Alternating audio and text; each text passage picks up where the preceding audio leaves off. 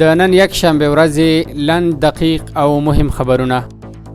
تاس خبري اجانس د روسیې د بهرنیو چارو وزیر سرګی لاروف له قوله لیکلي چې د ازبکستان په سمرقند ښار کې د افغانستان په تړاو جوړیدونکې غونډه کې به له افغانستان سره د ترانسپورتي او انرژي پروژو پر تطبیق خبرې وشي. د خوړو او درملو ملي ادارې ویان وایي چې دغه اداره د درملو د نرخونو کنټرول لپاره داسې یو سافټویر جوړوي چې د درملو نرخونه به پکې ثبت وي او د بارکوډ سکین کول سره به ټول جزئیات خلکو ته معلومیږي. د جوزجان مستوفیت مسؤلین وایي چې تیر کال 263 میلیون افغاني عواید راټول او د دولت خزانه ته سپارلي دي. د افغاني سرې میاشتې له لوري د سوري زړه په ناروغۍ اخته 20 نور ماشومان کابل کې د سوري زړه د درملنې 3 روغتونونو ته د عملیاتو په موخه وروپېژندل. سرې میاشتې تیر شاوخوا 8 میاشتو کې د سوري زړه په ناروغۍ اخته 893 ماشومان روغتونونو ته ورپېژندلي چې د درملنې لګښت یې سره میاشت تادیه کوي.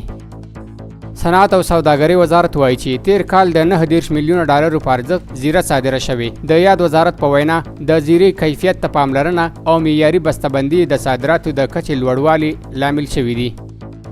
د 200 الفاروق الاردو د پوځي وسایطو د راټولولو کمیسیون وایي چې هرات، فراه او بادغیس ولایتونو کې له غیر مسؤلو کسانو څخه لسګونه پوځي وسایط راټول شوي. د دې کمیسیون په وینا راټول شوي وسایطو کې حموي او ضربتي ټانګونه، انټرنیشنل کرین رینجر او موټر سایکلونه شامل دي.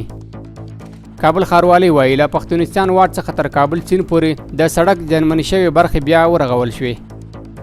د عدلي سرپرست وزیر او د ځمکو د غصب مخنیوي او د غصب شوي ځمکو د بیرته راګرځولو کمیسیون رئیس مولوي عبدالحکیم شرعي د کابل ښار د نادرخان تپې د ګذر له وکیلانو سره لیدنه کړې. دې لیدنه کې د نادرخان تپې د ځمکو په اړه چې د یادې سیمې د اوسیدونکو په تصرف کې دي بحث او خبرې شوي دي.